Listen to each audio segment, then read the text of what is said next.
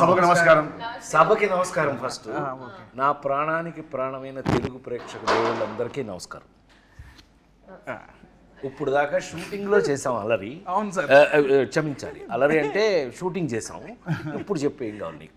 Ragging నాకు ఇక్కడ కూడా స్టార్ట్. నమస్కారం స్టార్ట్ చెప్పు. స్టార్ట్. నాకు నిజంగా ర్యాగింగ్ చేస్తున్నట్టే ఉంది. ఏమండి, డైరెక్టర్ అంటే బాస్ కదా మనకి. మీరు బాస్ సార్, మీరు చెప్పండి మేము వింటాం. బాస్ షూటింగ్ సెట్ లో ఇక్కడ ఇక్కడ మీరు first boss, hero second boss, Kishore third boss, తిని fourth boss.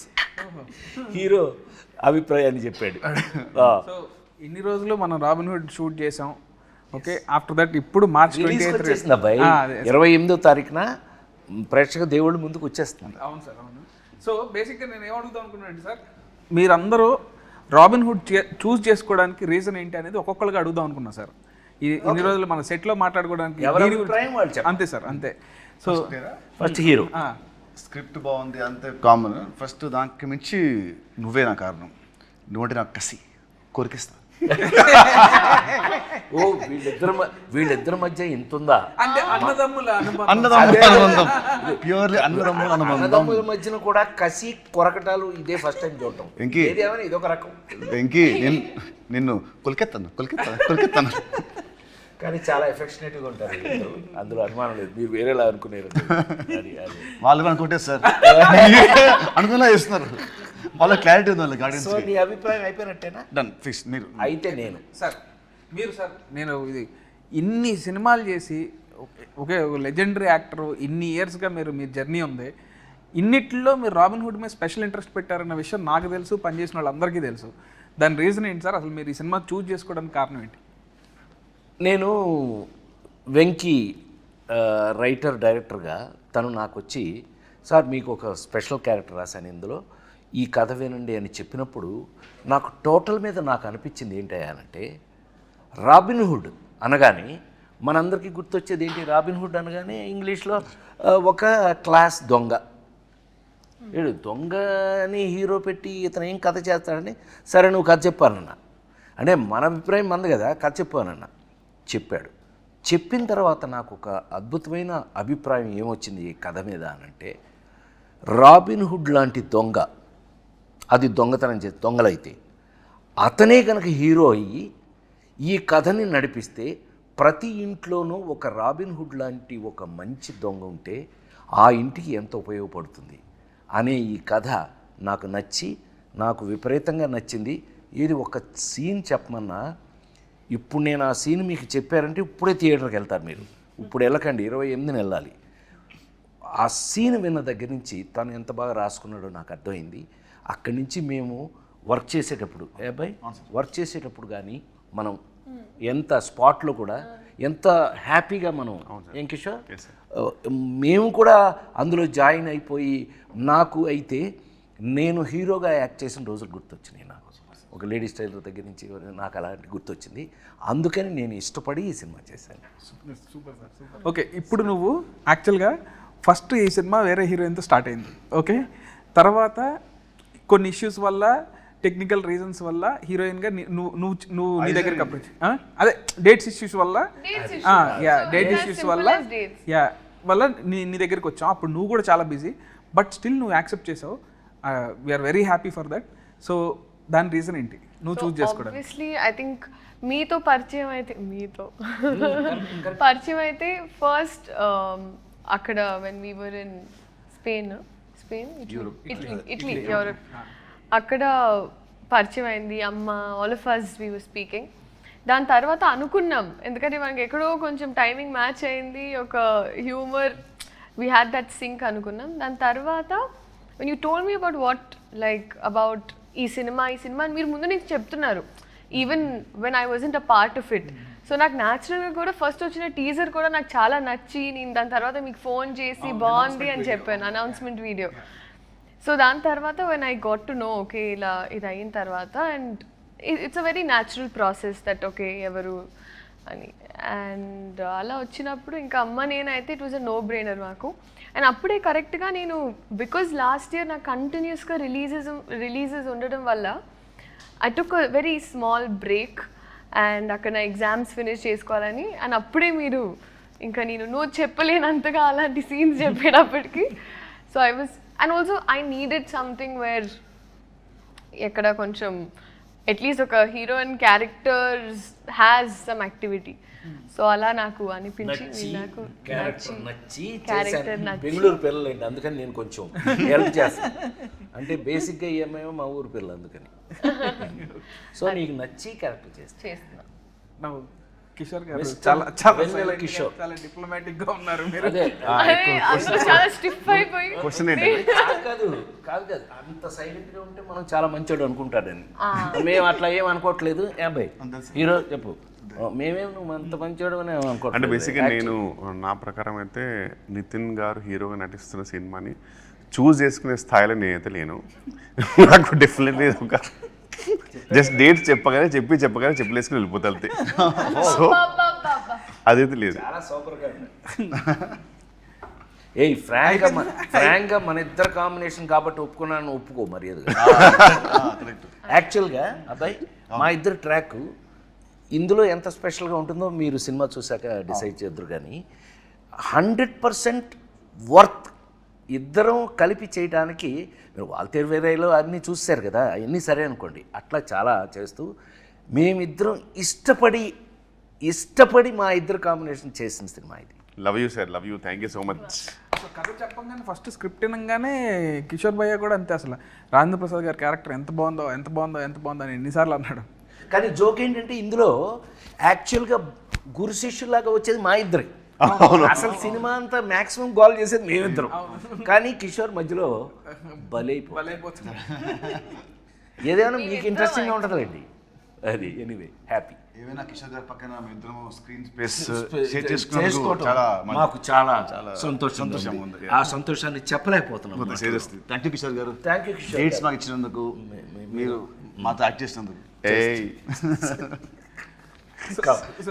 Next question sir, ఈ సినిమాలో మీకు ఫేవరెట్ సీన్స్ ఏంటి? ఎవరికైనా అసలు నువ్వు ఎందుకు చూస్ చేసుకున్నావు?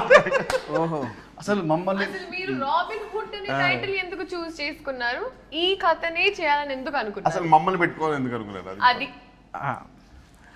మమ్మల్ని ఓకే నువ్వంటే వేరే లేక నువ్వు వచ్చావు మధ్యలో. మేము ఓకే, నేను అప్పటికే మ్యారేజ్ చేస్తున్నాను కదా తెలుసు. ఎనీవే చెప్పు. బ్రిస్క్ సో ఇప్పుడు నాన్నకు ప్రేమతో లాగా నాన్న నన్ను ఎప్పుడు వెంటాడే ఎమోషన్ లాగా ఇక్కడ అన్న నన్ను వెంటాడే ఎమోషన్ అన్నట్టు. సో ఈ సినిమా అనుకున్నప్పుడే అంటే నేను 2-3 సినిమాలు అనుకున్నాను, ఎక్కడో సెట్ అవ్వలేదు. సెట్ అవ్వనప్పుడు ఇక నితిన్ అన్న దగ్గరికి వచ్చి అన్న ఇట్లా రాబిన్ హుడ్ అనే కథ ఉంది చేద్దామన్నానంటే ఫస్ట్ పాపం ఎనీ డే అసలు ఫస్ట్ ఆఫ్ ఆల్ నువ్వు కథ పట్టరా నేను సినిమా చేస్తా అనడానికి ఎనీ డే థమ్స్అప్ పెట్టే మనిషి నాకు. సో అదే అసలు మేము ఇద్దరం డిసైడ్ అయ్యి కథ డిస్కస్ చేసి అలా స్టార్ట్ చేద్దామని కూడా అనుకోలేదు. అది ఇక ప్యూర్ లవ్ అనమాట. తర్వాత స్క్రిప్ట్ ఫస్ట్ సినిమా ఓకే అని అనుకున్న తర్వాత స్క్రిప్ట్ మాట్లాడుకుంటాం అనమాట. సో ఇంకా రాజేంద్ర ప్రసాద్ గారు అయితే ఫస్ట్ టైం నాకు చిన్నప్పటి నుంచి రాజేంద్ర ప్రసాద్ గారి సినిమాలు అంటే బాగా ఇష్టం. అండ్ మా నాన్నగారు ప్రతి సినిమాకి తీసుకెళ్ళేవాళ్ళు ఆయన సినిమాకి. సో సార్తో వర్క్ చేద్దామని ఎప్పటి నుంచో కూడా అనుకున్నాను. నాకు ఆయన అంటే బాగా ఇష్టం అనమాట. సో నాకు ఎప్పుడో సార్ మీరు జులై క్యారెక్టర్ నాకు బాగా ఇష్టం సార్. అసలు జులై సినిమాలో క్యారెక్టర్ చాలా బాగా ఇష్టం నాకు. ఎప్పటి నుంచి ఏంటంటే నేను మీతో వర్క్ చేద్దామని అనుకున్నప్పుడు అలాంటి క్యారెక్టర్ రాయాలి, ఆ రేంజ్ ఫన్ ఉండాలి అనే ఫీలింగ్ ఎప్పటి నుంచో ఉంది సార్. సో ఆ తర్వాత మీరు అలాంటి క్యారెక్టర్లు ఎక్కడో చేయలేదు. సో నేను పర్సనల్గా మిమ్మల్ని క్యారెక్టర్ చేసాం. అవును సార్, అవును. జులై తర్వాత నాన్నకు ప్రేమతో, అవును sir, Srimanthudu, son of Satyamurthy, F2, కల్కి, ఇలా వేరే టైప్ చేశాను కానీ ఇలా మాత్రం చేయలేదు. ఈ జోన్లో రాద్దాం అండ్ మిమ్మల్ని చేసినప్పుడు ది బెస్ట్ ఉండాలని దాంతో రాసుకున్నాను సార్ నేనైతే. సో అసలు మిమ్మల్ని ఫస్ట్ అప్రోచ్ అయినప్పుడే చాలా భయంగా ఉండింది నాకు. అసలు అమ్మ రాజేంద్ర ప్రసాద్ గారు ఎలా ట్రీట్ చేస్తారు ఏంటని.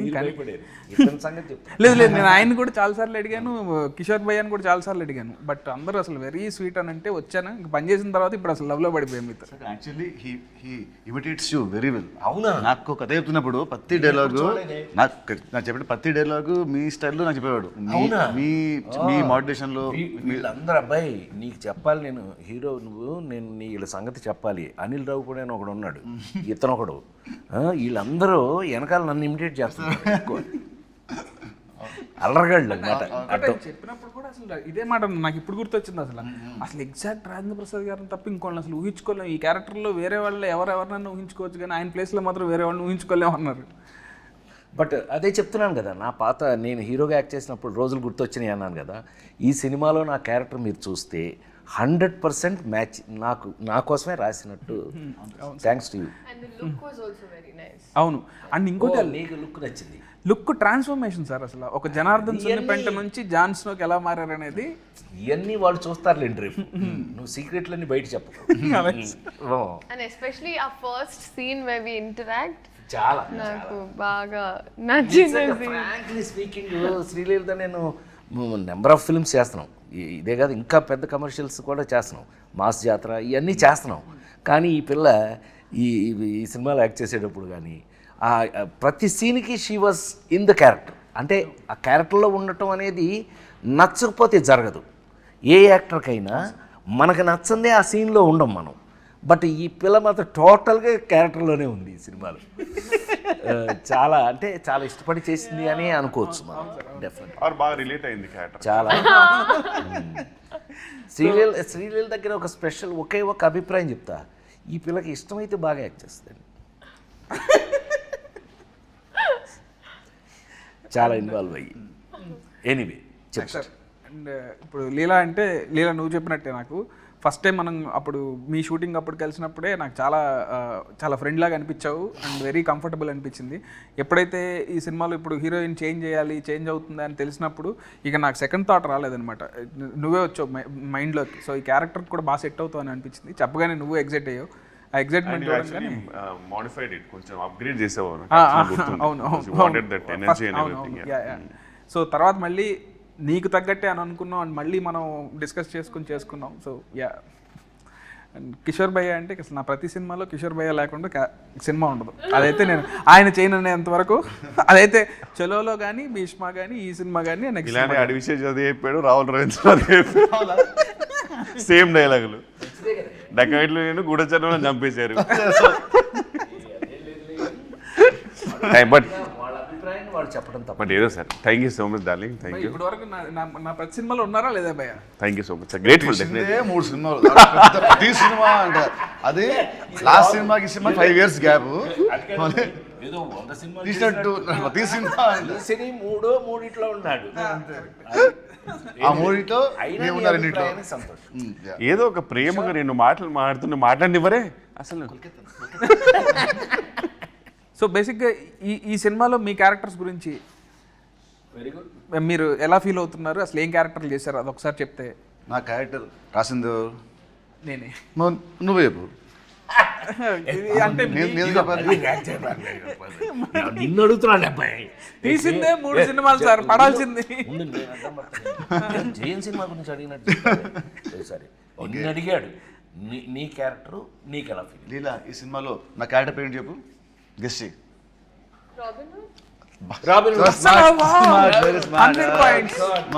అన్ని సినిమాలు చేస్తున్నా సరే క్యారెక్టర్ పేరు గుర్తు పెడుతుందంటే మామూలు. సో రాబిన్ హుడ్ నేను చేసిన ఇన్ని సినిమాల్లో the first time I'm playing character అంటే లైక్ దిస్. ఎందుకంటే ఇట్స్ ఎ వెరీ మనిపులేటివ్ గై. ఒక్క మాట అంటే దానికి వెనకాల 100 ఉంటాయి స్కెచ్లు అంటే very different character for me. అది క్లైమాక్స్ అయిన తర్వాత పీపుల్ విల్ నో వీడి క్యారెక్టరేషన్ ఫస్ట్ సీన్ నుంచి ఎండ్ వరకు లింక్స్ ఏంటి. So I love that part. ఇంతవరకు నేను ఎప్పుడు ఇలాంటి క్యారెక్టర్ ప్లే చేయలేదు. మామూలుగా యాక్షన్ సినిమా, లవ్ సినిమా చేశాను. ఏమంటారు, ఒక జులై లాగా సార్ చెప్పినట్టు, నువ్వు చెప్పినట్టు జులైలో హీరో విలన్ ఇద్దరు ఎలా ఉంటుందో వాళ్ళ థాట్ ప్రాసెస్ దాని ఆ స్టైల్లో మనది ఇంకో యాంగిల్లో ఉంటుంది. So I love that part. So that's what excited me a lot. So you liked Robin Hood? I loved Robin Hood. Good. జనరల్గా అది ఆఫ్ స్క్రీన్ ఫ్రెండ్స్ మధ్యలో మీరేసే స్కెచ్లు నాకు తెలుసు కదా. జనరల్గా one of the inspiration. Personally బాగా కనెక్ట్ అయ్యా సినిమా. Personally బాగా కనెక్ట్ అయ్యా. Excuse me, no personal space. Very very manipulative guy. అయితే క్యారెక్టర్ ఫీల్ అయ్యావు నువ్వు అయితే. Yes, sir. I lived in the character, sir. Good, very good. Correct. నేనా నెక్స్ట్ నేను మోస్ట్ టిపికల్గా ఇందాకే నేను చెప్పినట్టుగా నేను చేసే ఈ మధ్య క్యారెక్టర్స్ మీరు అన్నీ చూశారు. అన్ని మొన్న లగ్గం, కల్కి ఇంతవరకు అన్నీ చూశారు మీరు. ఇది మళ్ళీ నా పాత రోజులు ఎందుకు గుర్తు చేసింది అని అంటే, ఇందులో మెయిన్ లీడు, కథకి మెయిన్ లీడు హీరో ఎవరైతే ఉన్నారో హీరోకి మెయిన్ లింకు క్యారెక్టర్గా వచ్చింది ఇది. ఆ రావటం కూడా ఎలా వచ్చింది అని అంటే కనుక ఒక సపోర్టు, ఏమండి సపోర్ట్ క్యారెక్టర్స్ అని ఎందుకంటారు?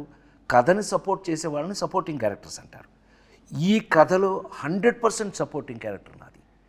హీరో అనేవాడు వచ్చి నన్ను సపోర్ట్ తీసుకుని ఎలా ఈ కథను నడిపాడు, దాన్ని చాలా బాగా చాలా కాలం తర్వాత నాకు నచ్చిన అంశం ఇందులో ఏంటయ్యా అని అంటే కనుక ఫన్ యాడింగ్. ఫన్ ఎంత బాగా యాడ్ చేశాడు అని అంటే కనుక మళ్ళీ నాకు మా జంజాల్ గారి రోజులు, రేలంగి నరసింహరావు గారి రోజులు దగ్గర నుంచి ఈవీవి రోజుల వరకు కూడా గుర్తొచ్చినాయి. ఏది మనం ప్రతి సీన్లోనూ మనం ట్రై చేసినటువంటి పంచులు కానీ, ఆ ఫన్ కానీ, మనం చేస్తూ ఫన్ కానీ చాలా బాగా రాయటం జరిగింది. రాసింది చాలా బాగా కిషోర్, మనం అందరం వీ ఎగ్జిక్యూటెడ్ ఇట్, చాలా బాగా చేసామని మేము అనుకుంటున్నాం. దేవుళ్ళు మీరు చూసి రేపు మీరు చెప్పాలి ఇది ఎలా చేసామని. అయితే 100% సపోర్టింగ్ క్యారెక్టర్ అనడానికి మీనింగ్ నాకు ఈ సినిమాలో ఏజెంట్ జాన్ స్నో. ఏంటా ఏం చెప్తున్నాం విన్నాడే, ఇది నా పేరేంటి తెలుసా అండి ఈ సినిమాలో? ఇతనికి ఎంత కోపం లేకపోతే ఆ పేరు రాస్తాడబ్బాయి నాకు. నా పేరు ఏమై జనార్దన్ సున్ని పెంట, అదండి నా పేరు. నాకు నచ్చలేదని చెప్పి ఏజెంట్ జాన్ స్నోగా మార్చేసుకున్నాను. ఇలాంటి అల్లర్లు బోళ్ళని చూస్తారండి ఈ సినిమాలో మీరు. 100% కథకి సపోర్ట్ చేసి కథకి ఉపయోగపడేటటువంటి క్యారెక్టర్ రాశాడు. సీన్లు కూడా ఎంతో ప్రత్యేకంగా రాసి తీయటం జరిగింది.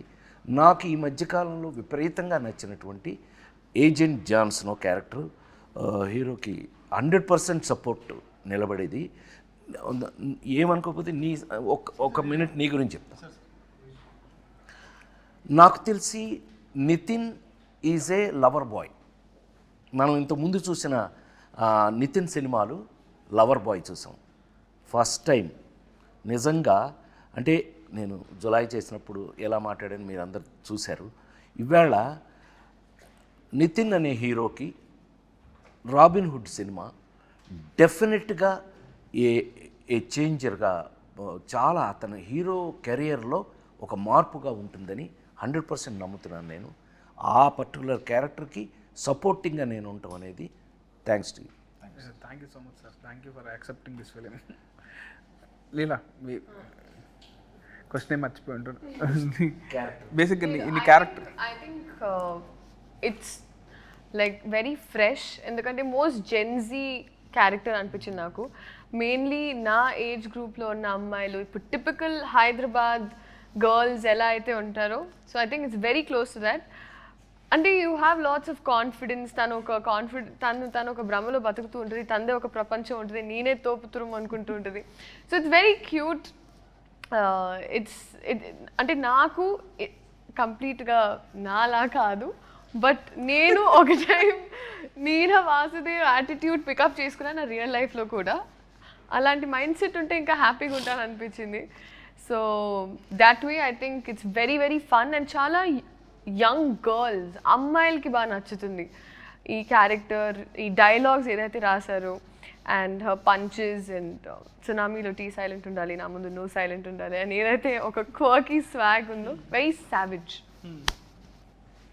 భయ్యా మీరు క్యారెక్టర్ అంటే ఒక డంబ్ బాస్కి డంబెస్ట్ పిఏ.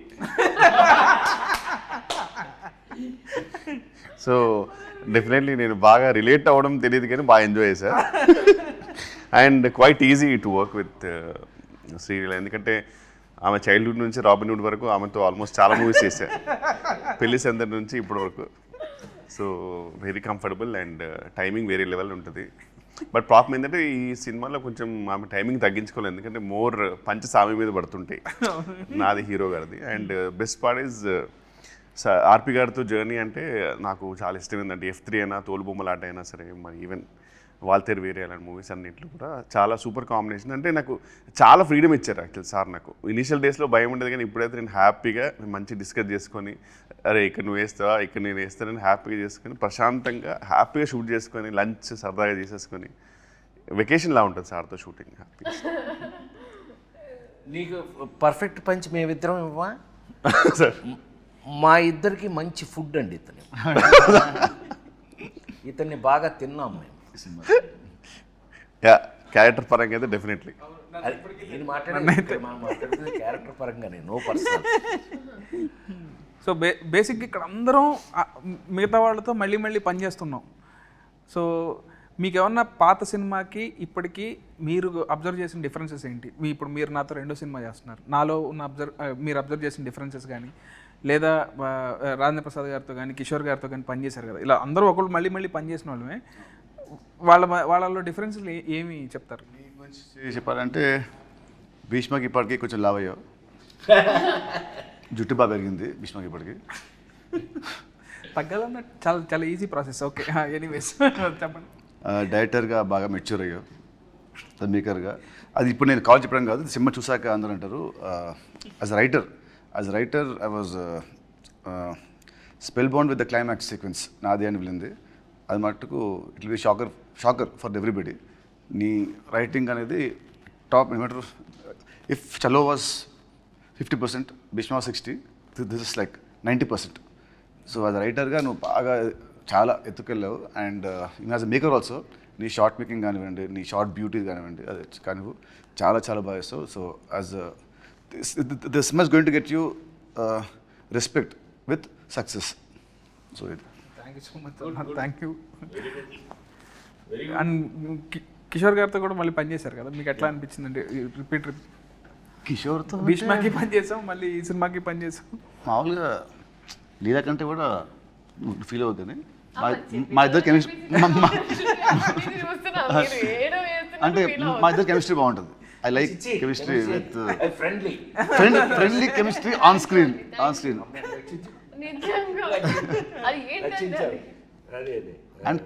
అండ్ కిషోర్ మటుకు చలో కంటే భీష్మలో మంచి క్యారెక్టర్, భీష్మ కంటే this going to be double the fun then Bheeshma. తదాస్తు టచ్వుడ్. ఫస్ట్ మనకు వస్తే నెక్స్ట్ ఆడియన్స్కి వస్తుంది. మాకు నచ్చి మీకు పంపుతాం కదా, అది అట్లా. నెక్స్ట్ సార్తో ఇది నా third film. So third film and కళ్యాణం అంతం చేసిన 2 మూవీస్ వల్ల కొంచెం సీరియస్, అంటే ఫాదర్స్ అండ్ అలాంటివి ఉండింది, but dignified roles. So first అసలు టైం ఫుల్ కామెడీ కాబట్టి. అండ్ చిన్నప్పటి నుంచి మనకు కామిక్ చేయాలంటే సరే మనకు యాడెడ్ ఫ్యాక్టరే fun. Exactly. So working with him was an experience for me. అంటే learn lot from him. Comedy timing ఎప్పుడు చెప్పాలి, అంటే ఎక్కడ పాజ్ ఇవ్వాలి, హీ హెల్ప్ మీ. పాజ్ ఇక్కడ ఇవ్వాలి, అక్కడ ఇవ్వాలి. So that help me a lot. మీకు ఎలా అనిపించింది సార్? అంటే మీరు ఎంతమంది చూస్తూ ఉన్నారు? 100% కంఫర్ట్ అని చెప్పడం చాలా ఈజీ. ఇప్పుడు తను కంఫర్ట్ అంటాం, నేను కంఫర్ట్ అంటాం. ఒకళ్ళకి కంఫర్ట్ తేడా ఏంటి అని అంటే, మీ అందరికీ తెలుసు, నేను జంజాల్ గారి దగ్గర నుంచి, ఈవీవి దగ్గర నుంచి, రేలంగనేశ్వరరావు దగ్గర నుంచి, ఇలాగా ఒక్కొక్కళ్ళతో 30-35 సినిమాలు, వంశీ, మన లేడీస్ టైలర్ వంశీ, ఇలాంటి వాళ్ళతోటి కామెడీయే లీడ్గా తీసుకుని హీరో హుడు కామెడీ అనే మొత్తం మెయిన్ లీడ్లే అవి చేసుకుంటూ వచ్చాం.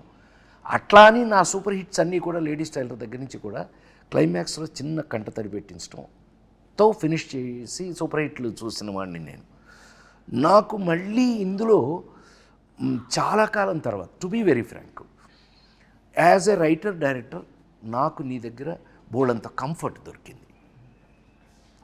ఇప్పుడు కంఫర్టు అని అంటే ఏంటండి కంఫర్టు? మీకు బాగా డబ్బులు ఇచ్చి మంచి రూమ్ ఇచ్చి మంచి, అది కాదండి. యాక్టర్ కంఫర్ట్ ఎక్కడ అని అంటే, మనం చేసే క్యారెక్టరు మనకి నచ్చటం పాయింట్ 1, అందులో ఉన్నది ఆ కంటెంట్ మనకి మన చేత చేపించగలగటం.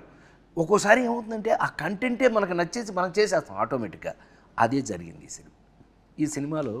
నాకు ఒకటి కంఫర్ట్ హీరో, కంఫర్ట్ పక్కన ఆర్టిస్టులు, అసలు కిషోర్, నాకు ఆల్రెడీ కంఫర్ట్తో ఉంటే, నాకు రైటర్ కథ ఆ సీను ఇంకా ఎక్కువ కంఫర్ట్ వచ్చేటప్పటికి నాకు నీతో వర్క్ చేయటం చాలా ఈజీ అయింది. నాకు కంఫర్ట్ ఫీల్ అయ్యాను నేను. ఐ థింక్ జంజాల గారితో ఎప్పుడైనా ఎవరైనా అడిగితే ఊరికి గుర్తు చేసుకోవడానికి చెప్తున్నాను నేను. వంశీతో కానీ, జంజాల గారితో కానీ, రేలంగనేశ్వర గారితో కానీ, బాపు గారితో కానీ ఎవరితో సినిమా చేసినా షూటింగ్ చేసినట్టు ఉండేది కాదు. అంత ఎంజాయ్మెంట్ చేశాను. సో మళ్ళా ఇవాళకి నీతో చేసినప్పుడు ఆ కంఫర్ట్ నేను ఫీల్ అయ్యా. వర్క్గా ప్లస్ మనం అందులో ఉన్న విషయం రెండు కలిపి కంఫర్ట్ ఫీల్ అయ్యాను నేను. Thank you very much. Thank you so much sir. Thank you. భయం మీరు కూడా ఏదైనా పొగిడితే నన్ను కొంచెం అసలు చాలా అయ్యో లేదు సార్. భీష్మ మీరు honest మానిటర్స్ కూడా పెద్దగానే అండ్ డెఫినెట్లీ చాలా అంటే ఇంటరాక్షన్ అయితే నేను కంపేర్డ్ చాలా ఎక్కువ చేస్తున్నాను కంపేరిటివ్. ఇప్పుడు more you are literally interacting with actors and కొంచెం definitely it's an upgrade. So keep rocking.